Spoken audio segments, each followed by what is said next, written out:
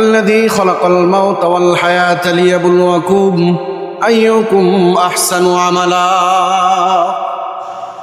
আমি তোমাদেরকে হায়াত দিয়েছি এবং জীবন দিয়েছি, সুতরাং হায়াত এবং জীবনের মালিক হলো আল্লাহ। কেন দিয়েছি? আল্লাহ পাক বলেন, তোমরা কি আমল করে আমার কাছে আসো এটা দেখার জন্য আমি তোমাদেরকে হায়াত দিয়েছি, জীবন দিয়েছি, মৃত্যু দিয়েছি। অতএব দুনিয়ার এই জিন্দগিতে যতদিন পর্যন্ত আমরা বেঁচে আছি এটাই হলো একটা নিয়ামত। এক সময় আমি এবং আপনি পৃথিবী ছেড়ে চলে যাব, কারণ মৃত্যুর মালিক হলো আল্লাহ, হায়াতের মালিক ও আল্লাহ। আমরা যারা মনে করছি যে আমরা কোনোদিন মরে যাব না, ওই খাটনির উপর আমাকে তোলা হবে না, ভুলের মধ্যে আমরা আছি। অবশ্যই এমন একটা দিন আসবে, ওই যে মসজিদের বারান্দায় যে খাটনিটা টাঙানো আছে, ওই খাটনির উপর আপনাকে উঠানো হবে, জানাজায় দাঁড় করানো হবে আপনাকে, তারপরে আপনার অতীত নিয়ে আলোচনা করা হবে।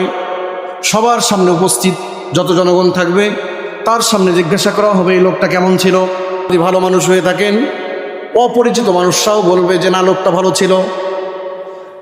নবী সাল্লাল্লাহু আলাইহি ওয়াসাল্লাম বলেন, যদি কোনো ব্যক্তি ইন্তেকালের পর তার সাক্ষী যদি কোনো ভালো মানুষরা দিয়ে থাকে, যদি বলে যে লোকটা ভালো ছিল, নবী আলাইহিস সালাতু ওয়াস সালাম বলেন, ফাদাখালাল জান্নাহ, সে জান্নাতি।